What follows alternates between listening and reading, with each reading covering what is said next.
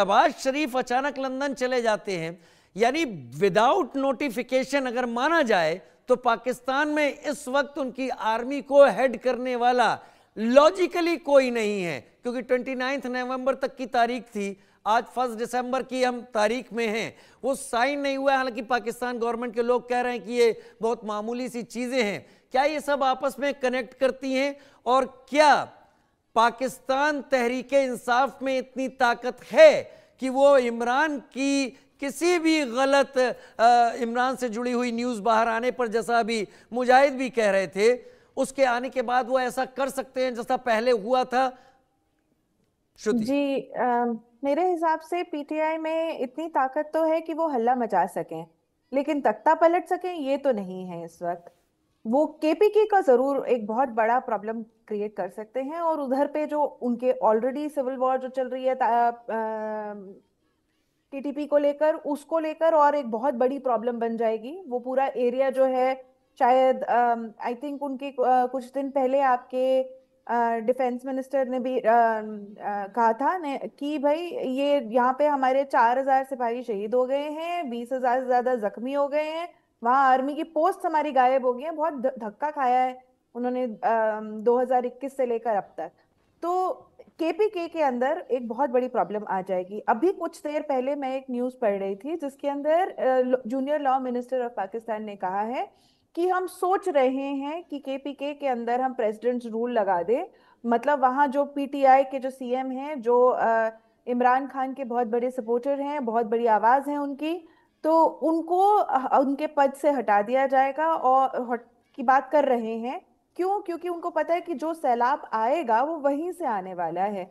थोड़ा बहुत लाहौर में भी होगा, थोड़ा रावलपिंडी में भी होगा, थोड़ा इस्लामाबाद में भी होगा, लेकिन जो एक्चुअल वहां से लहर उठ के आएगी वो होगी वहां आपके केपीके एरिया से।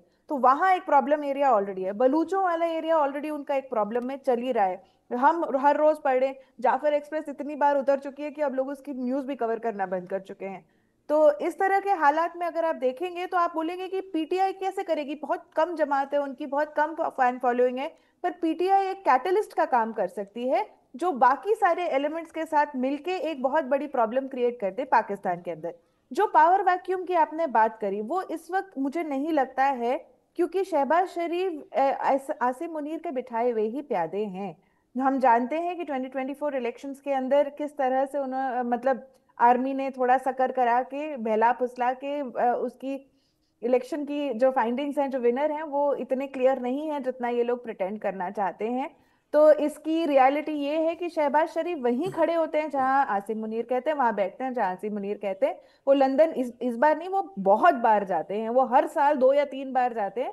एक समय वो कैंसर के पेशेंट थे, वो उसके बार बार उसी की दुहाई देकर जाते हैं, अपने घर में आराम करते हैं। वो थक जाते हैं बहुत ना आसिम मुनीर के हिसाब से उठते बैठते, तो वो इस थकान को दूर करने के लिए जाते हैं वहां पे। अपने वहां उनका एक घर है जहाँ रहते हैं, थोड़ा मेडिकल ट्रीटमेंट लेते हैं, थोड़ा हॉलिडे करते हैं, फिर वापस आते हैं और वही करना शुरू कर देते हैं जो आसिम मुनीर कह रहे हैं।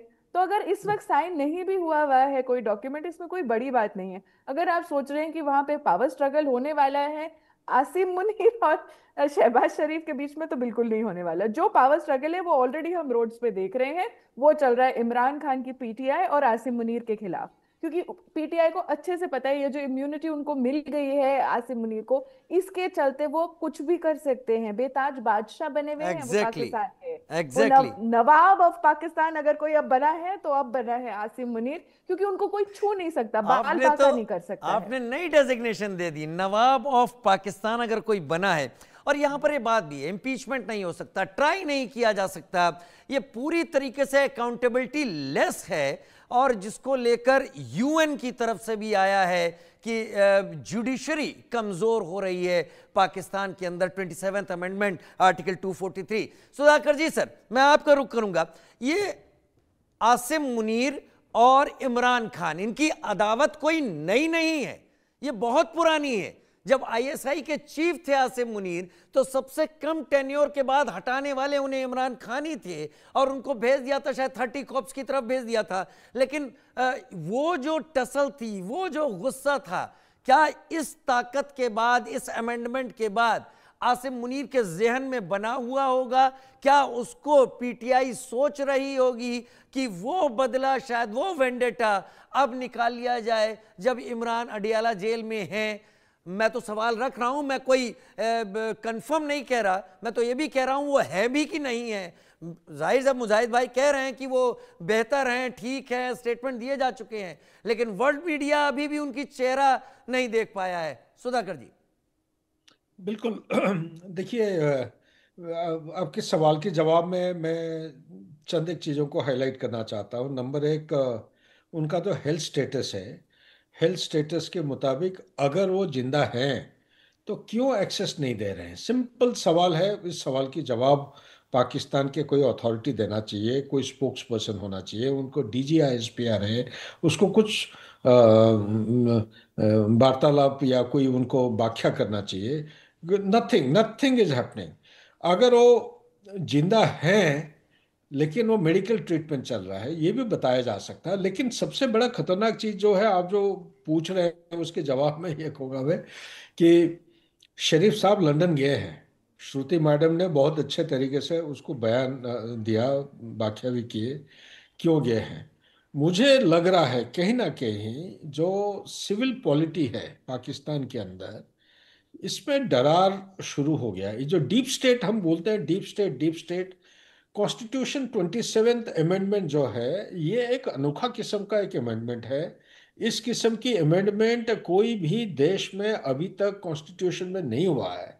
और इस चीज को आप उस एंगल से देखिए, 2011-12 को IMF, यूएसए के प्रेशर के नीचे, IMF वर्ल्ड बैंक की प्रेशर की वजह से द डॉक्ट्रिन ऑफ नेसेसिटी, जिसके के आधार पर Pakistan army time to time military coup करते आ रहा था, उसके ऊपर पाबंदी लगाने के लिए ये बताया गया था कि जब तक आप डॉक्ट्रिन ऑफ नेसेसिटी को सबड्यू नहीं करेंगे तब तक आपका IMF की बेल आउट नहीं मिलेगा।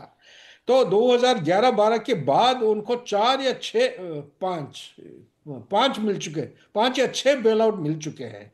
तो वो अगर बैकग्राउंड है तो ये कैसा हो सकता है कि इंटरनेशनल एपेक्स ऑर्गेनाइजेशन, क्या यूएस इसको दखल नजरअंदाज कर रहा है? क्या वो जानबूझ के यूएस उनको अलाउ कर रहा है इस तरफ बनने के लिए? एक मुस्लिम देश है और सुन्नी मुस्लिम है, और अभी मिडिल ईस्ट में जिस तरह वातावरण बदलते जा रहा है, उनका इंटरनेशनल स्टेबलाइजेशन फोर्स के लिए उधर फोर्स भेजना है, सऊदी अरेबिया को 25,000 ट्रूप्स देने हैं, प्लस डोनाल्ड ट्रंप के व्हाइट हाउस में जाके बिरयानी भी खाना है, लंच करना है वहाँ पे।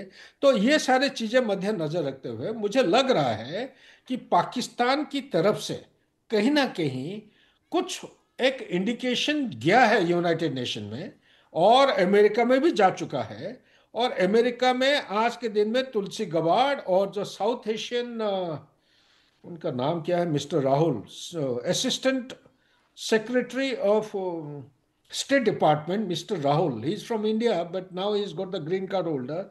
ये दोनों मिलके इस तरफ एक उन्होंने बयान दिया है कि अभी तक अमेरिका का जो रेजिम चेंज का पॉलिसी था उससे वो विड्रॉ कर रहे हैं। नंबर एक, जहां जहां पे ये कोशिश किया जा रहा है रेजिम चेंज करने की, वो भी उसको आगे बढ़ावा, और या वर्ड्स टू दैट इफेक्ट ये बताते 3-4 बार बता चुके हैं, बता रहे हैं ये बांग्लादेश को रिलेशन में।